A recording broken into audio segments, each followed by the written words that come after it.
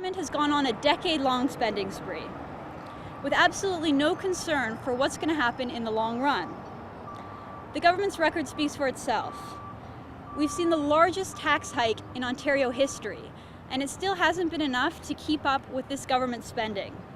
They're addicted to spending on special interest groups, appeasing unions and government employees, using corporate welfare to bribe companies to create jobs, using subsidies to hide their failed policies, and continuing to give runaway compensation and salaries to government employees. We've seen endless scandals under this government, from the gas plant cancellation to Orange and e-health, the Pan Am Games expenses, and the Green Energy Act. Enough is enough. This has all happened under borrowing and using debt. The debt has doubled in Ontario over the last decade with this government. And thanks to that debt, Ontario taxpayers send $10 billion each year to cover interest on the debt. It's the third largest expense in government. The CTF has been giving recommendations and giving warnings to this government, and they failed to listen. We cannot sit idly by and let them continue to destroy the finances of our province, and that's why the CTF is launching this campaign. We are ringing the alarm bells in Ontario that this debt is going to bankrupt our province. Ontario is playing a dangerous game. We're on an uncertain path, and we're heading towards where Greece is. Ontario's debt to GDP ratio is exactly what Greece's was a decade ago. And future generations are going to suffer, and they're going to bear the brunt for paying off Charles Sousa's and Premier Wynne's debt. Premier Wynne and Charles Sousa have a choice. They can continue to shirk responsibility, to continue to run more deficits, to borrow and to contribute to the debt, or they can take responsibility. They can listen, and they can change course. People like the little guy in our ad, they don't have a choice. They're going to inherit Charles Sousa's debt no matter what. It's just a matter of how much debt they're going to inherit. Today's ad is just the beginning. CTF is launching Bankrupting Ontario, trying to raise awareness, get people to our website, get people aware and talking about the issue of debt in Ontario. We're trying to raise more money so we can put more ads up. First, we're going to put ads across Mississauga, then we're going to go across the province. Ontario's debt may have been worsened by Premier Wynne, but it's been the responsibility of all parties. It's not a partisan issue. Everybody's responsible for contributing to this debt, and it should be the top priority of all parties to get us out of this debt. Today, we are putting Charles Sousa on notice. Do something about this debt. If the budget coming out on May 1st is another budget running a deficit, using borrowing to finance more spending, not addressing the debt, and kicking the can further down the road, Charles Sousa, we are going to make it our goal and our priority to make sure every constituent in this riding in Mississauga South knows about your record, knows about your debt, and knows that any election that comes up, it will be top of mind. Balancing the budget should be your first priority. Thank you very much. And since I've been talking, Ontario's debt has gone up by over $100,000. I'm happy to take any questions. So Candice, do you think that the entire focus should be on getting rid of the debt and the deficit and no new spending in a budget whatsoever? I think even more than that, not just no new spending. The government needs to take steps to reduce spending.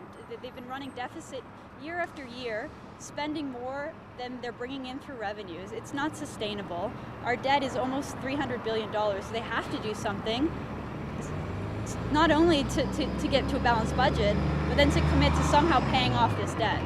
We heard a new spending promise today for the 2014 budget to give a raise to early childhood educators, something they've been calling for, something they feel is needed to bring them sort of more up to par with other education professionals in the province. What do you make of that?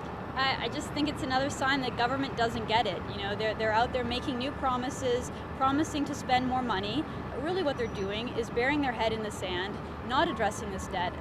They're not realizing the severity of the situation, just how bad carrying this much debt is. You know, they're shrugging their shoulders and saying we need to continue to give everybody raises, to make these big promises. Meanwhile, not really thinking about who's going to pay, who's going to pay the price, who's responsible for paying for all their big promises. Well, the CTF is ringing the alarm bell. We're saying it's taxpayers who are going to be responsible.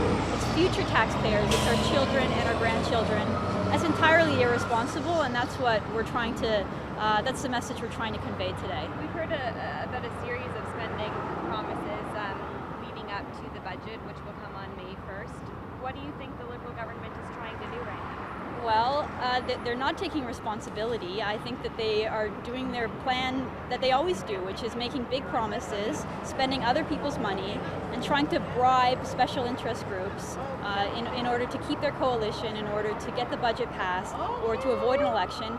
And if they do go to an election, you know, they're willing to spend other people's money to get votes. And I think that's basically all we're seeing with all these new targeted spending announcements. But if we do end up in an election campaign, you must anticipate hearing spending announcements from all three parties. Yeah, absolutely, and you know that's what they need to do. That's what they do to try to win votes and to get elected. But you know the CTF is here to make people know what the price tag is, what the costs of all those big promises. We'll be tracking all of the spending, all of the promises throughout an election if it does come, so that people are aware of how much it's going to cost for the government to fulfill all their big promises. But so this isn't just a Liberal government issue. This is any party that's trying to campaign to win issue. Right. We're in Mississauga this morning to try to send a message to Charles Sousa. But like I said, everybody contributed to the debt. It's all parties. It's a nonpartisan issue. People across the spectrum are going to be responsible for paying back this debt. It affects everyone. And really, it should be the top priority of all three parties to do something about spending, to get the budget or get the budget balance in their financial books back in order, because otherwise, we might be facing a crisis down the road. We might be facing similar to what happened with the Eurozone debt crises, where we simply just can't afford to pay our bills. We don't want to get there. We're trying to avoid that outcome. But if the government just keeps kicking the can down the road, eventually that's where we'll be. The entire budget is not going to seem to balance in the 2014, 15, 16, maybe until 17, 18. So meanwhile, we still have the debt, and maybe going to increase more. And even that, the government's plan is to just balance the budget, the annual budget by 2018. That's not even addressing the debt. The debt still exists. They're still piling up on it.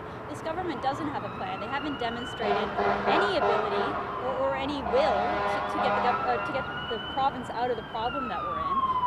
And that's really why this campaign is necessary. The CTF has made recommendations over and over again to the government to balance the budget. They're not listening. Now we're going to the public. Now we're going to the constituents, to the people of Ontario, telling them to join our cause, to join our campaign, and help us send the government a message. So the transit is top of the agenda. What's your view on how to develop the transit? Because that's a huge problem right now. Right, it's a huge problem because of years and years of neglect from the government. The government raises far more through taxes on drivers, through gas taxes, through registrations, through all these fees, and they're not reinvesting it. They haven't reinvested it into roads, so now they're in this big problem with congestion in Ontario, and they're turning back to taxpayers and asking them to bail them out. Well, it's the government's carelessness over years that have gotten us into this problem, and now they want to use even more debt to finance a new program. The CTF showed how the government, using a Gas Tax Accountability Act, could tie gas taxes to infrastructure, to roadway spending, and they would have more than enough to do it that way. So that continues to be what we call for.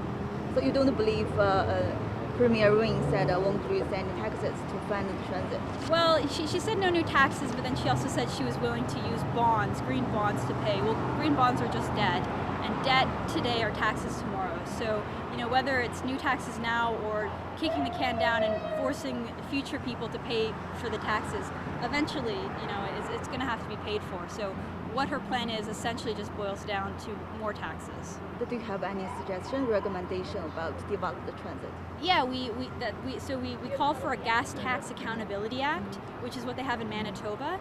It would be a transparent fund to tie all taxes from gasoline, HST on gas, diesel taxes, and other fees, registration, driver registration. So all taxes from drivers would go into one fund, and that fund would be reserved and earmarked just for roadway and infrastructure spending.